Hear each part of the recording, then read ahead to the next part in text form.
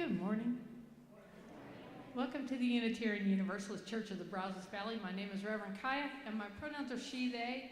And we're going to start out by singing out of the teal hymnal this morning. So there's not as many of those around, so you need to look around for it. But it's a meditation on breathing. If you've never heard it, you'll learn it really quick. So the first part we're going to do just goes breathe in, breathe out, like that.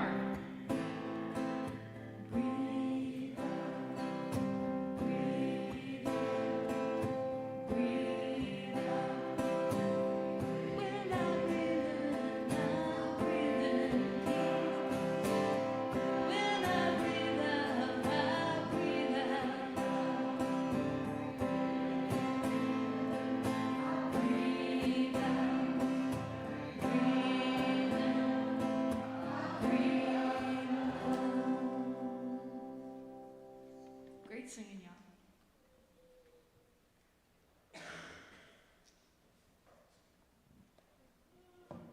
Welcome to the Unitarian Universalist Church of the Brazos Valley, UUCBV, or Brazos UU for short. My name is Kat Wild, and I am serving as your worship assistant today. We are a welcoming congregation, which means that we celebrate and welcome all people of diverse sexual orientations and gender identities. We also strive to welcome people across diversities of race, age, ability, immigration status, and belief. We are also a congregation working towards reproductive justice. So, whoever you are, wherever you have come from, wherever you are on life's journey, you are welcome here.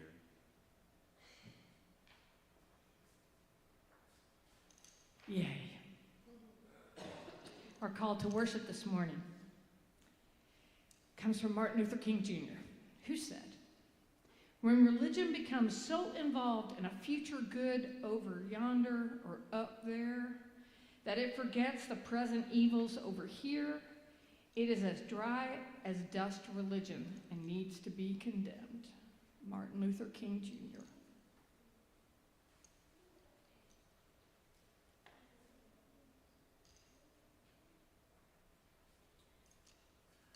Alrighty, now we are going to light the chalice. We could have Skyra come up to light the chalice today. You guys would please say the chalice lighting words with me on the screen. We light the chalice, the symbol of our Unitarian Universalist faith, as a beacon of hope for all who seek justice, dignity, and compassion, and in celebration of the life of truth and meaning we share together. Now, you would all please join me in saying our affirmation statement. Love is the spirit of this church, and service is its gift. This is our great covenant, to dwell together in peace, to seek the truth in love, and to help one another.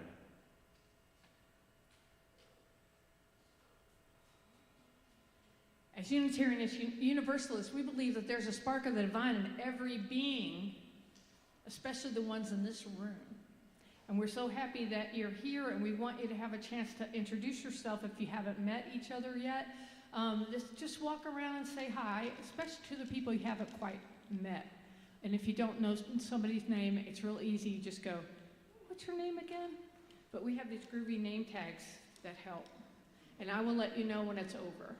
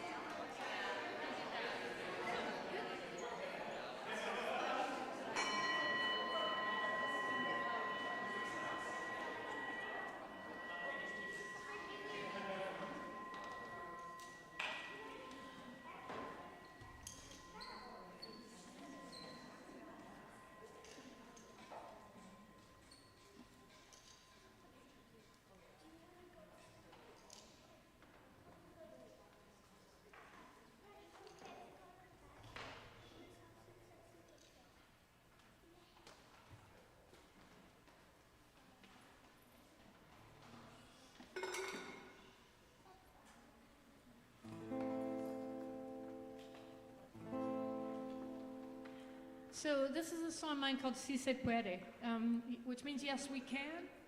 And that is the chorus, and you're welcome to sing along on the chorus, and you are very welcome to clap in any pattern that makes you happy.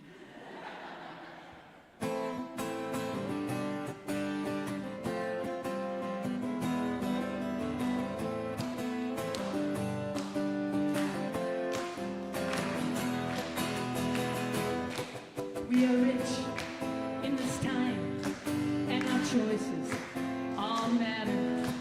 Every breath, every step brings us the power to change. We are rich in our friends and the strength of our visions, filled with sweat, filled with heart, from the dirt on our hands. Si se puede. Si se puede, si se puede, si se puede. Si se puede, si se puede, si se puede. Si se puede, si se puede, si se puede. Si se puede, si se puede. We must not fail.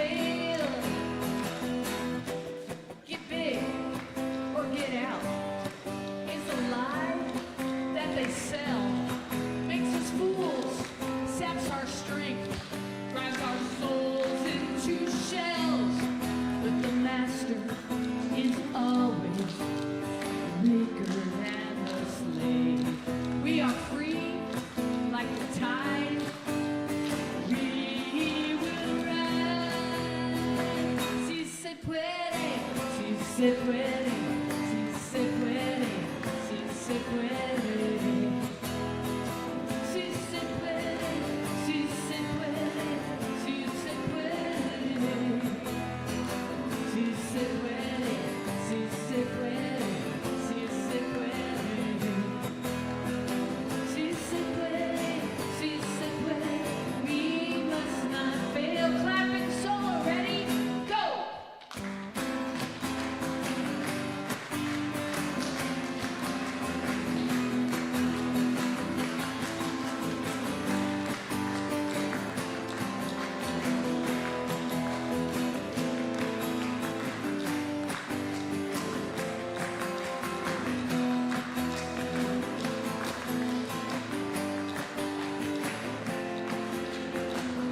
Okay, think quiet. Don't dream. A dream without action is empty. An excuse that someday we might have what we need. But someday is a gamble that risks our tomorrows when today is our first responsibility. All right, clap it up. Si se puede, si se puede, si se puede.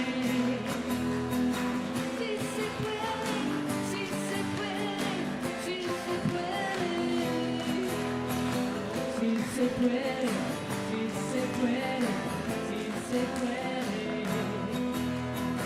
Si se puede, si se puede. We must not fail. Here's our part for this part. We must not fail. Got it?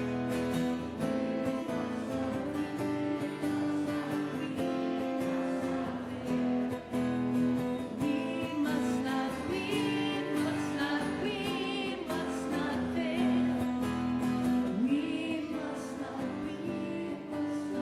We must not fail. Si se puede.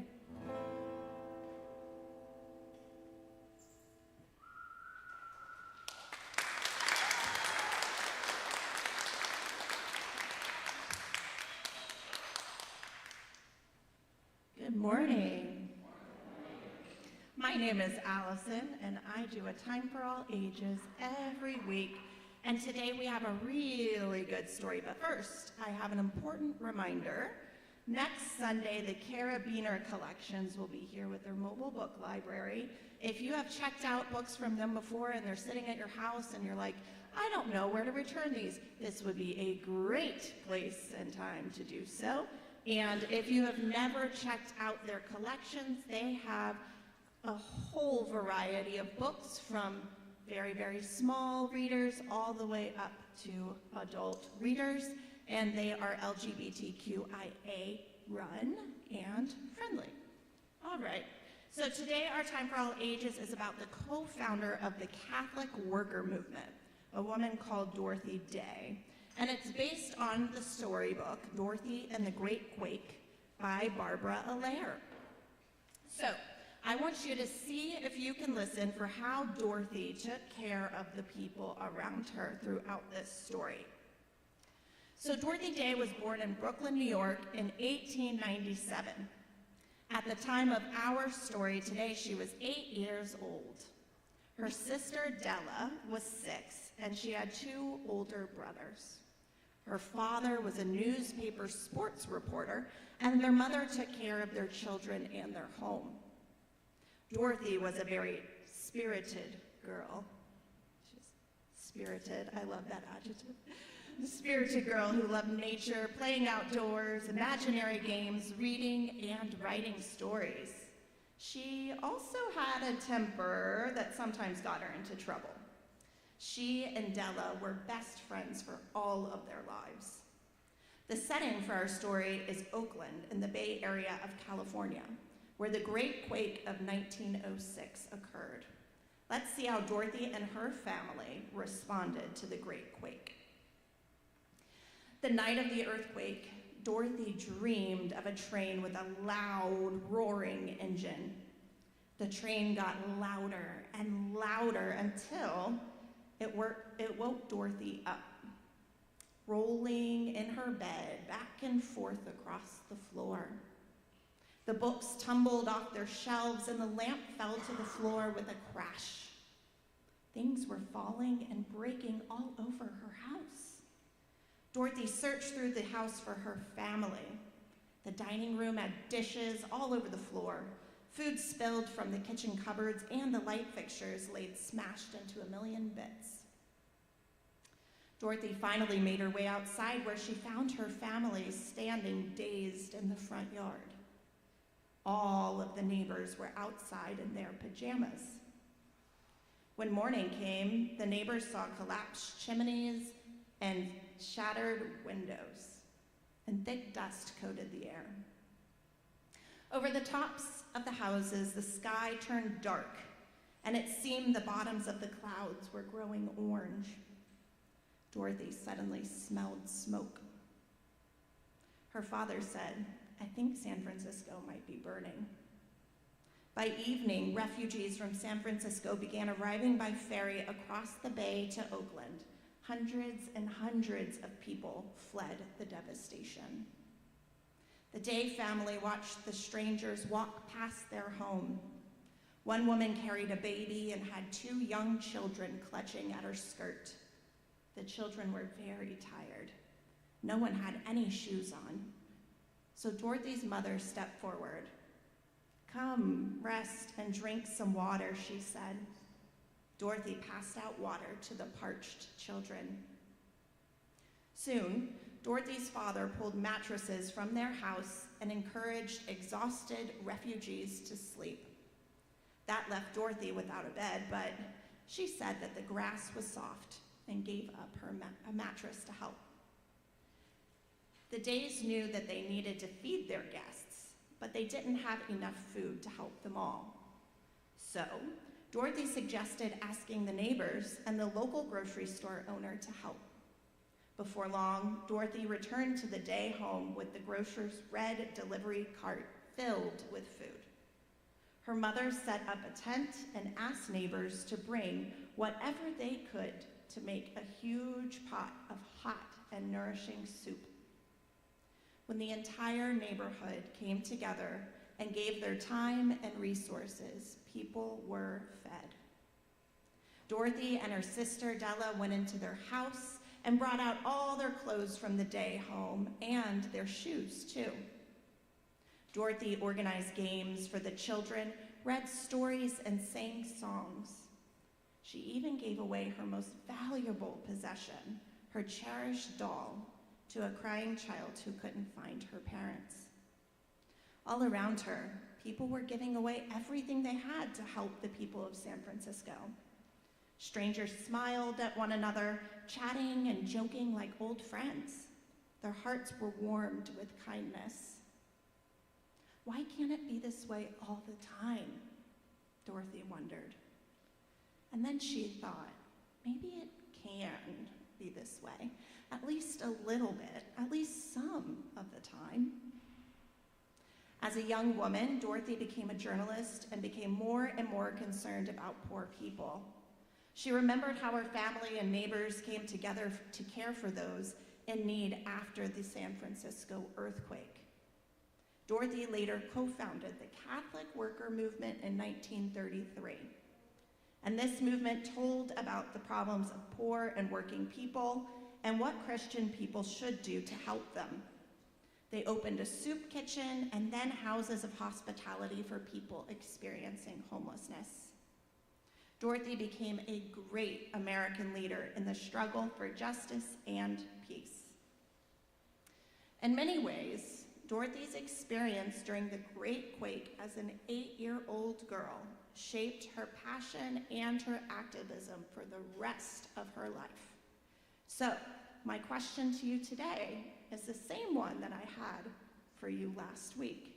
What will you do today to help out someone? And now I would love to invite all of my younger UUs to religious education with me. And would you all please sing us out with this little light of mine? This little light of mine, I'm gonna let it shine. This little light of mine, I'm gonna let it shine, this little light of mine. I'm gonna let it shine, let it shine, let it shine, let it shine.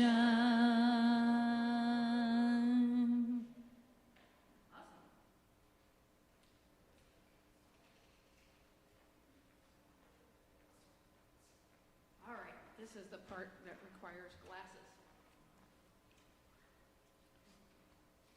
So, why did I call the sermon Hands of God? Well, first of all, we only have 2 sets of letters for our sign out front. So titles need to be short and to the point. And second, I've been explaining here a lot lately, especially people who were members in the fellowship days, in the Welborn Road days, that we had all these committees that made decisions for all of us. And one of them was our Social Justice Committee. Well, we don't have that committee anymore because, as far as I'm concerned, the entire church is social justice.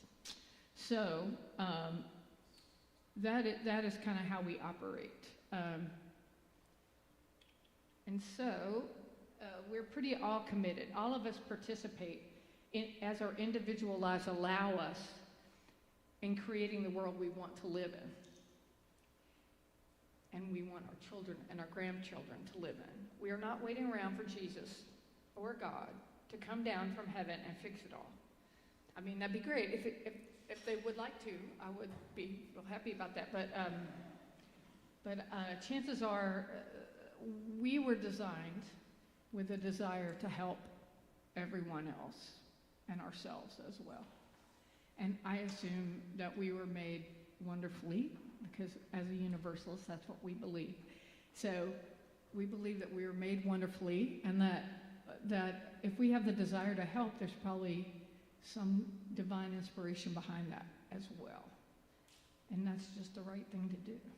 So I personally assume that is why we were given the hearts, brains, and hands that we have to assist in making the world a better place. This kind of thinking is rooted in a specific progressive liberal religious movement, mostly Protestants, in the late 1880s to the 1930s, pretty much, called the social gospel movement. And lots of really good things happened during that movement. And I'm going to talk a little bit about where it comes from and all the different people that it's connected. And Dorothy Day is one of the people that it affected. So it was rooted in the teachings of Jesus, especially like feed the poor, bless, the Sermon on the Mount. You got me? Okay. Because I'm going to run out of time if I tell you all the stuff. Rooted in the teachings of Jesus, particularly his emphasis on compassion for the poor, inequality, labor exploitation, and urbanization. So this was when a lot of people were immigrating into America and social services were overwhelmed, and we had a lot of different cultures in the same place trying to live. Gosh, sounds like now. The social gospel's primary concern was to create a more just and humane society in line with the moral and spiritual values of Christianity, but we, as Unitarian Universalists, have expanded that definition to include UUs and our world faith partners, because there's good people in every faith. So what are the key aspects of social gospel? Well, it's a focus on social justice, addressed systematic issues like poverty, economic exploitation, social inequality, ethics in society. We have a moral responsibility, they believed, to help the marginalized, the poor, workers, immigrants, and those affected by urbanization and industrialization, people in Springfield, Ohio. We have a moral obligation to help them. Critics of capital. It's critical of capitalism. The movement often criticized unchecked capitalism, where this is also the period of the robber barons, right? So you've got people not getting paid enough to even buy groceries, or they're getting paid in script. That's why they rose up, and they felt it was a responsibility, a moral, even spiritual responsibility, to not ignore the problems in the world at present. It's a practical application of faith. The social gospel encouraged churches and people of faith to be involved in community service, believing that faith should manifest in tangible acts of social responsibility. I personally prescribe to this view, and I believe many UUs around the world also support these approaches. So who were some of the key people in this movement, if you want to read up on this thing? So one of them is the Reverend Walter Rauschenbusch. He was a prominent Baptist liberal theologian, and he is often considered the father of social gospel. In his works, he wrote a book called Christianity and the Social Crisis in 1907 that's kind of the Bible of it. And he believes that the kingdom of God should be built on earth, not later, right now. Another person, a minister named Reverend Washington Gladden, he also was very involved in trying to clean up corruption and labor exploitation. So this is also the period of the early union movement. Mother Jones, for example. So, and one of the things that is connected to this would be Dorothy Day and the Catholic workers movement, but also Jane Addams and the settlement house movement. Do you know anything about Jane Addams? She lived 1860 to 1935, and she was a social reformer and founded the Hull Settlement House in Chicago. So they had classes for people that were learning English, sewing, basic hygiene, taking care of kids, you know, a lot of early young children education, and doing that in a setting that wasn't necessarily religious, but it's definitely connected to this movement. Addams believed in what she called practical Christianity, where social reform and service to others were seen as living out your values. And then I'm not going to even talk about Dorothy Day because she did. Okay. So, what are some other theologies that were influenced by the social gospel movement? Well, the civil rights movement, for one, definitely. Martin Luther King Jr. studied it. Everybody knew about it. It was very involved. The older people who were involved in the civil rights movement came out of movements that were involved in this. So, and the other ones that you might not be know as much about would be like liberation theology. Those of y'all who have Catholic background, you probably have heard of this. It's a theological and social movement that emerged in Latin America in the 60s and 70s. It arose in the context of widespread poverty, social injustice, and in authoritarian regimes across Latin America. Catholic priests and theologians began to question how the church could remain neutral in the face of such widespread suffering and inequality. It gained momentum after the Second Vatican Council in 1962 through 1965 and the Latin American Bishops' Conference in Medellin, Colombia in 1968. So, although it originated in Latin America, liberation theology has influenced movements worldwide, particularly in Africa, Asia, and among marginalized groups such as African Americans and indigenous communities. So, one of the main concepts of liberation theology is also in social gospel and is also in Unitarian Universalism. Preferential option for the poor. So focus on the people who need you most. Unlike traditional theology, which often focuses on individual salvation in the afterlife, liberation theology emphasizes salvation as liberation in this world, particularly from poverty, injustice, and oppression. It argues that spiritual and material liberation are interconnected. Faith must lead by action that transforms society. So this all sounds very familiar, doesn't it? All these things do. They're also influenced by Marxist social analysis because there were a lot of movements in South and Central America at that time that were also addressing the needs of the poor, so it makes sense that that would have come in to the movement. And we see that in our own country with people like the Black Panthers and making breakfast free for everyone and doing education things. If you think that the Panthers were just a terrorist organization, you need to study up. There's some real good documentaries out there. People you want to read about in liberation theology would be Gustavo Gutierrez, Theology of Liberation in 1971, great book. And then another great thing that came out of liberation theology is eco-theology, being concerned about the environment. So a lot of the priests in Brazil were really concerned as the rainforests were being smashed and all the indigenous people were being exploited and moved away and thrown out of their traditional lifestyle.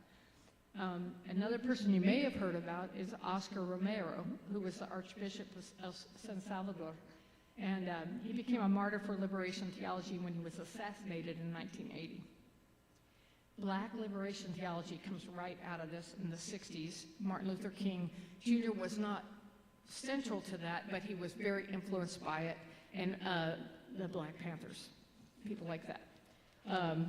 Feminist theology emerged in the 60s and 70s, and feminist theology emphasizes that God's message is one of equality, and it challenges the marginalization of women in religious, social, and political life, and we need more of it right now.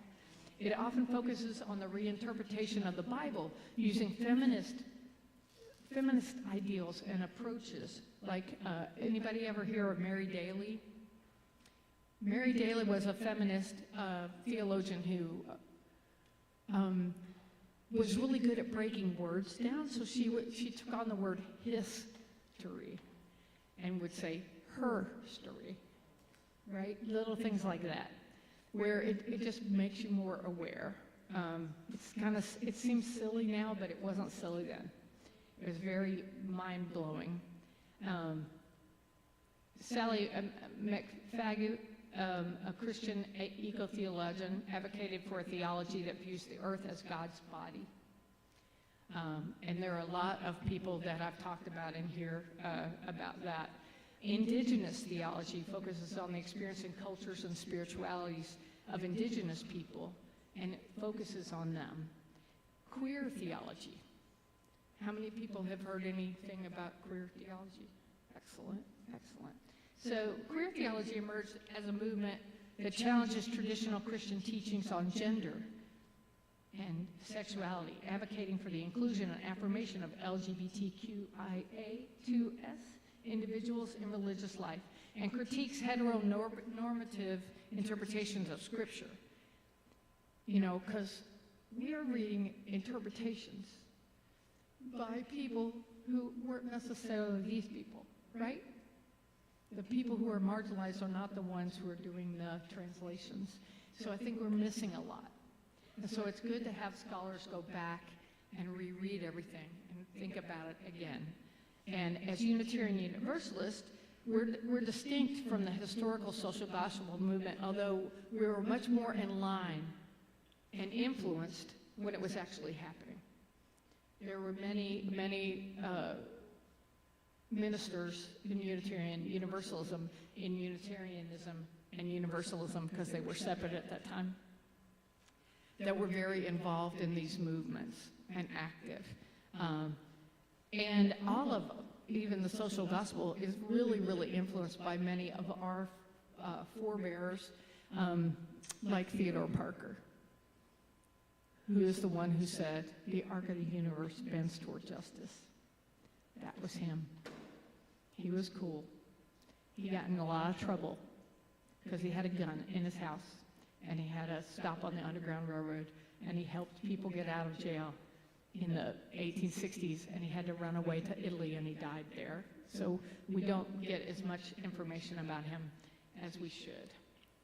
But he was really, really cool. So all these things are true. So Unitarian Universalism is deeply concerned with social justice, obviously. UU principles emphasize the inherent worth and dignity of every person, the need for justice, equality, and compassion in human relations, and a commitment to the democratic process and use of reason in both faith and public life. So we're often engaged in activism, and one of the things that's really cool about us, I think, is that we have a lot more intersectionality. We think about the whole thing, not just separate. It's not separate issues, right? They all connect to each other. Intersectionality and justice work, the various forms of oppression, racism, sexism, classism, etc., are interconnected and must be addressed together, which is overwhelming. Anybody overwhelmed? Okay. Please don't feel like I'm bashing you over the head and that you need to do more. You know what you can do, and I am sure that you're doing it. It may be that you just have a conversation. Maybe you're just having a conversation with who's going to vote opposite to you, and you sit there very kindly and listen to them on the couch, but I had to go somewhere else while that was happening. And maybe it's that you help out with one of the letter writing campaigns. We got 2 more weeks on that. Those are things you can do that don't require getting hot or being outside in this weather. So do what you can. Don't feel like I'm beating you up. We're just kind of going over this, and I think some of this stuff might be interesting to some of you, and you might want to do some more research in any of these different theologies. Look them up. There's books and books and books and books. And I left out all the movements in India and South Korea and all these other ones that are connected that you will find out about when you start reading. Because I only have 3 words on the sign, and I only have 20 minutes. Okay. Sometimes I get 4 words. Depends on what letters are involved. Okay. So UUs are very involved in Black Lives Matter, prison reform, and anti-racist education, LGBTQ rights, since the very beginning. In '69, the UU Church in Los Angeles hosted gay and lesbian rights groups in the late 60s.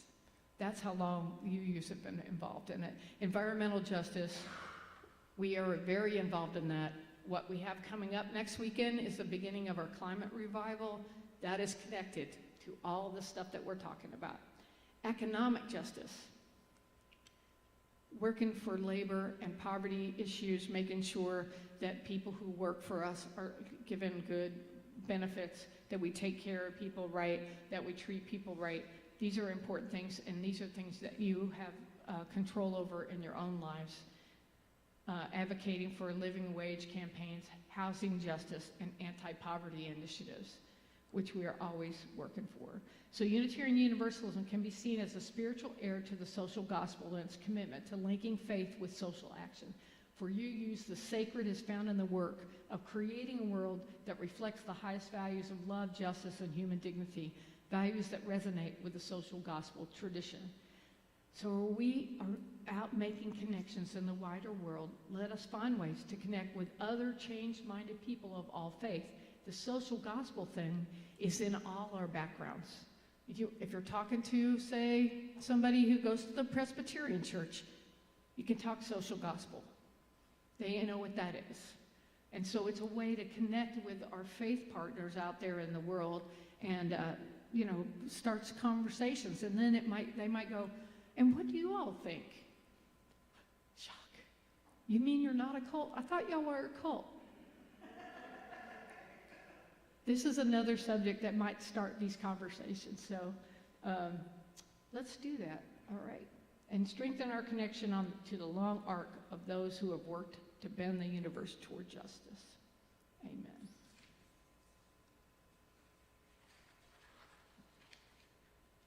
And now, we're going to sing number 1017, We Are Building a New Way.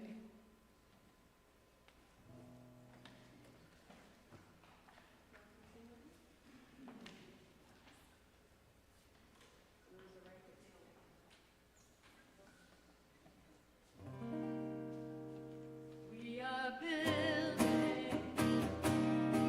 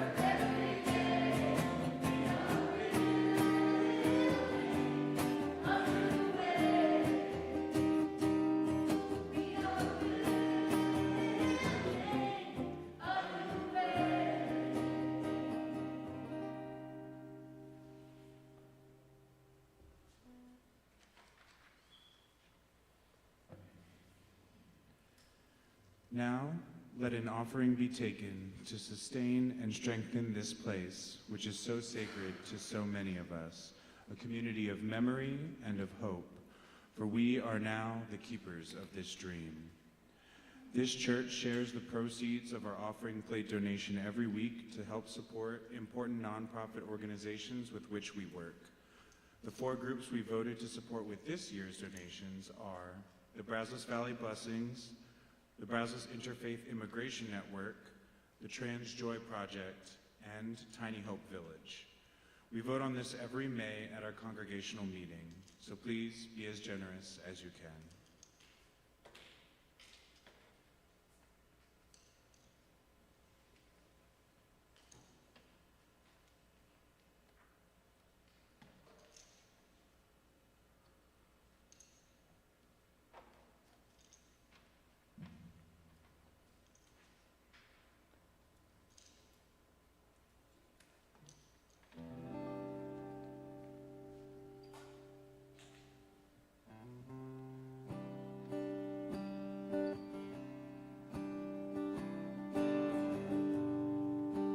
A song of mine called Rose of Tenderness.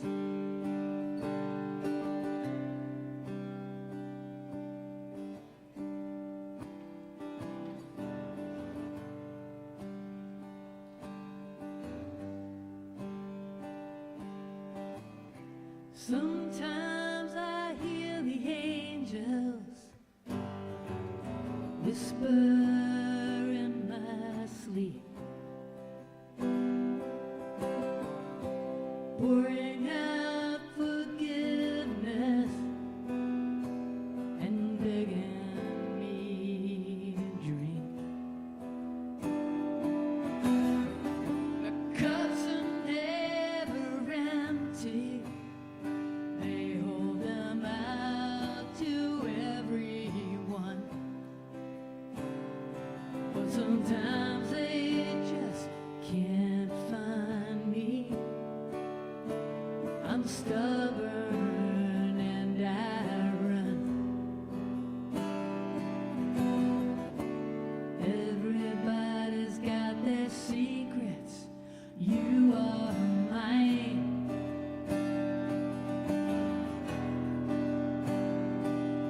I stand so still and silent, and I love you like a child.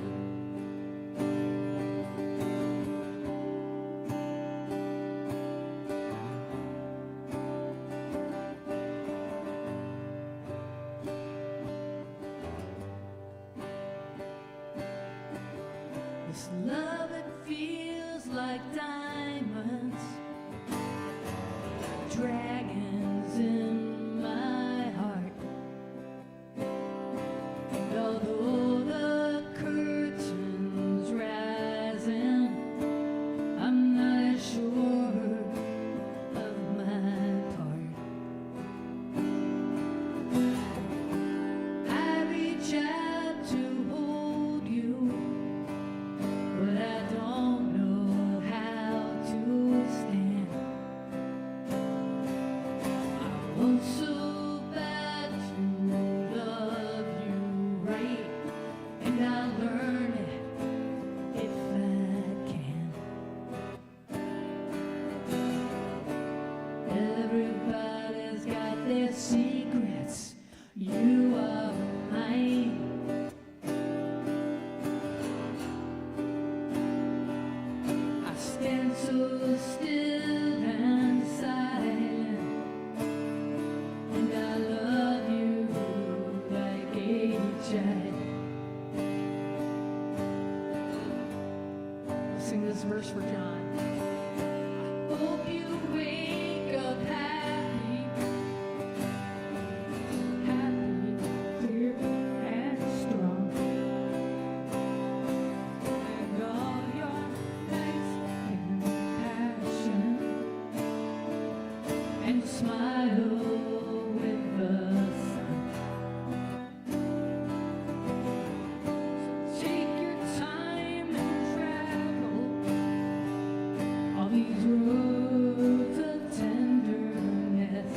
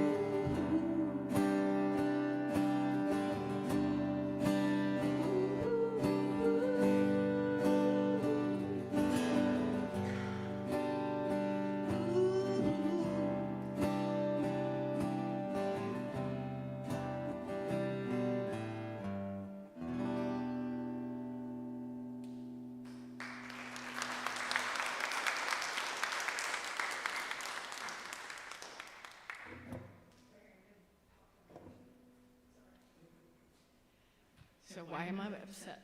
I'm not really upset, I'm sad. Because guess what? Our PSA for today is the emergency is over. For the last 5 years, the church has been under emergency. We didn't have a building, we didn't have this, we didn't have that, and the person who saved us in that situation is John Faber. And John Faber has given his notice because he thinks the emergency is over and he would like to go back to his happy life. So we're going to have a joy and a concern from John.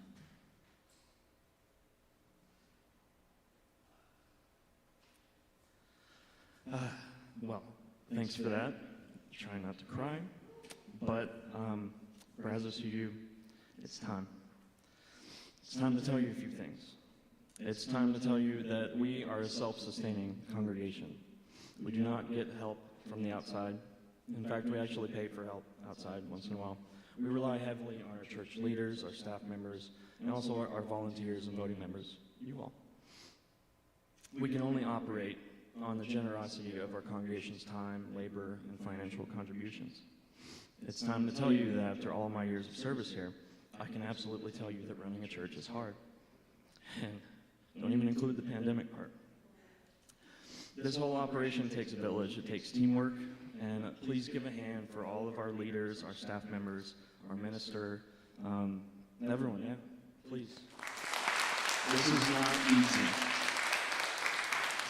Since 1956, there have been 7 decades of torchbearers in this congregation.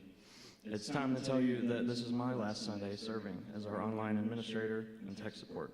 It's time that I pass that torch, hand over the keys, and take a much-needed break. Some of you may know me, thank you. Some may know me from my years of service here. Some of you might not know me by anything but the wizard behind the tech desk doing lights. And some of you might be brand new and have no idea who I am. That's good, because we always need new faces, new ideas, and new voices here. So welcome to all of you who are new. Welcome everyone online.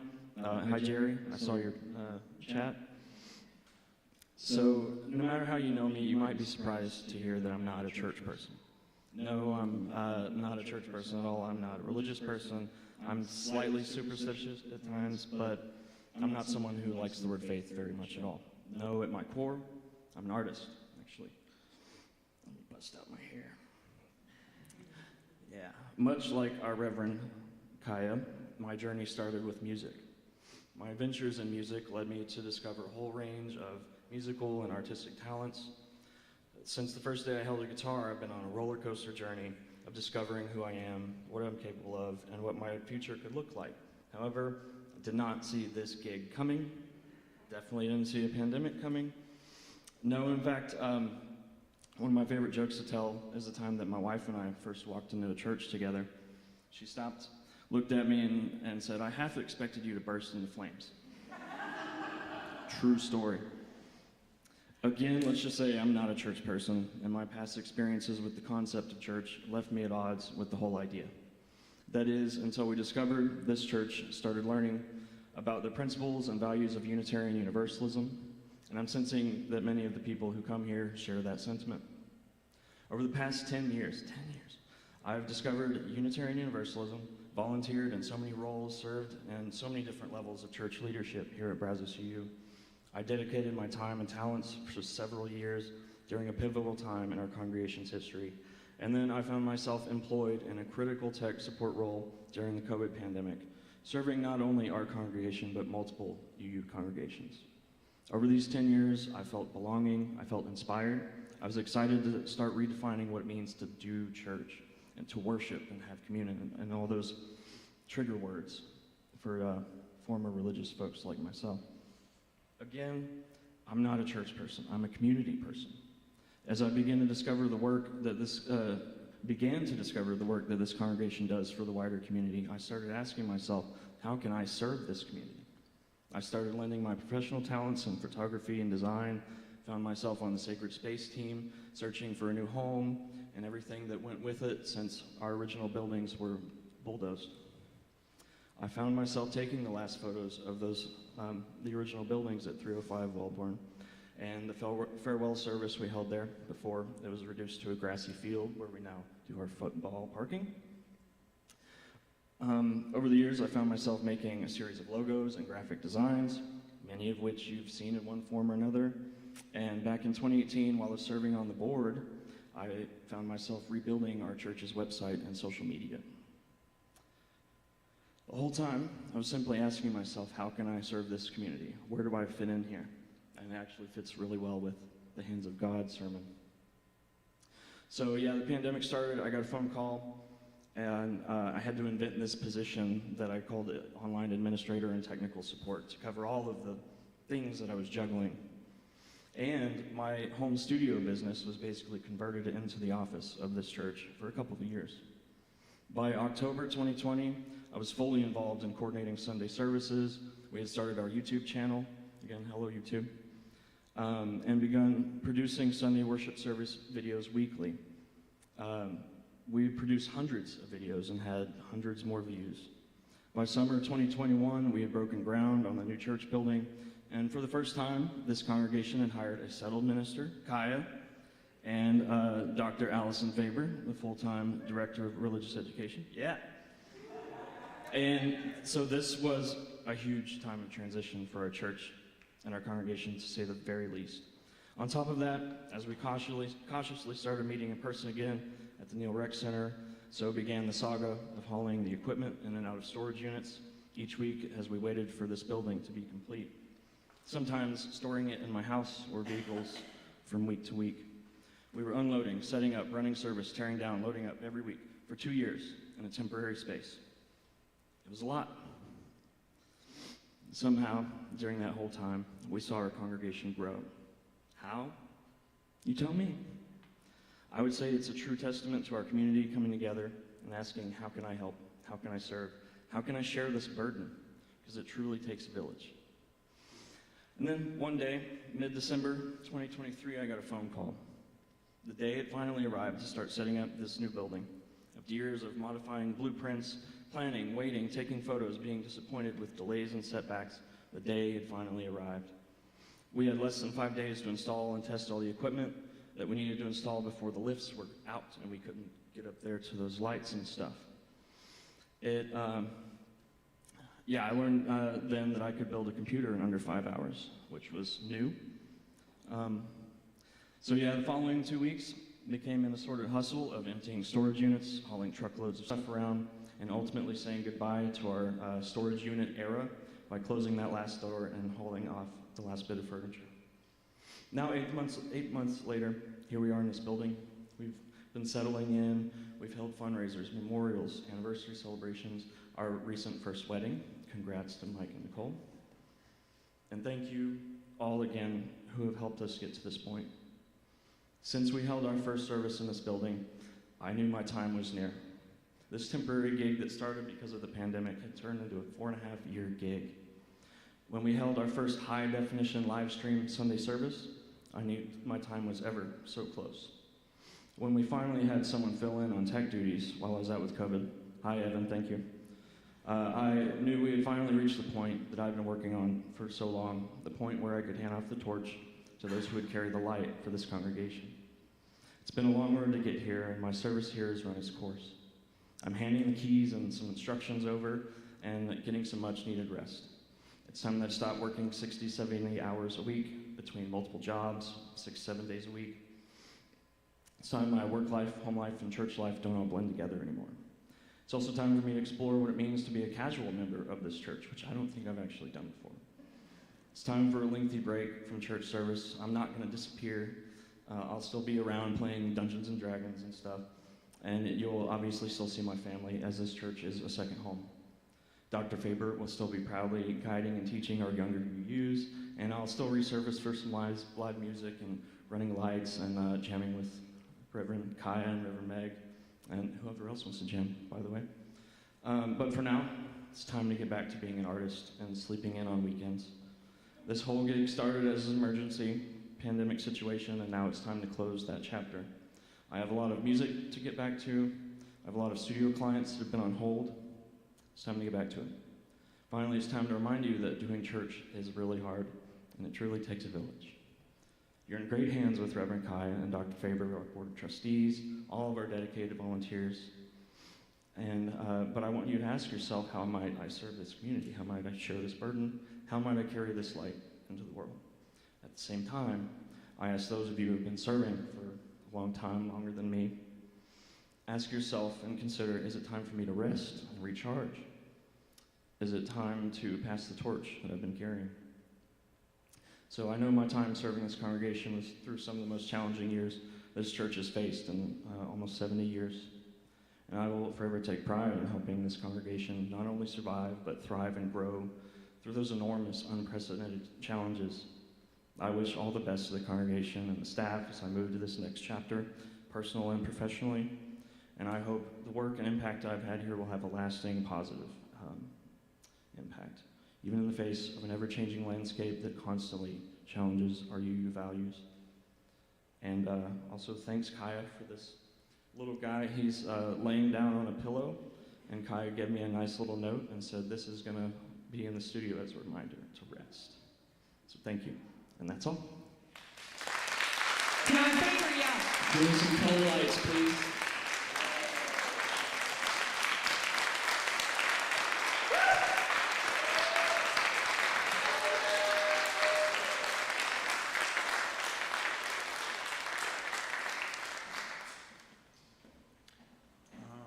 We do have a couple of other announcements. Today is the UU Women's Federation meeting this afternoon at Terry Metcalf's. We also have our next Love and Joy choir rehearsal tonight at 6 o'clock here. If you wanted to join the choir and have not been able to come yet, tonight would be a good chance for you to get started. It has been great fun so far. You can go to www.kiyaheartwood.com, and there you can click on the Love and Joy choir page, and you'll be able to find different practice recordings and all the different parts of the songs that we're going to be singing. Also, we have our Get Out the Vote concert and our voter registration event on October 5th coming up.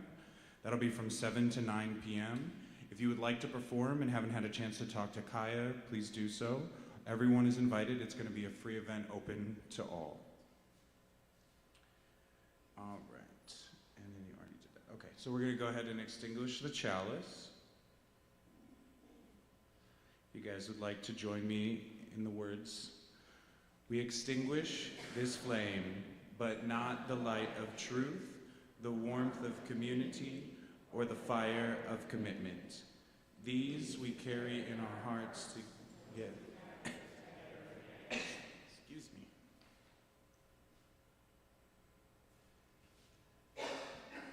Cat is tall. Please sing with me if you choose to. Remember the way of the wind and breathe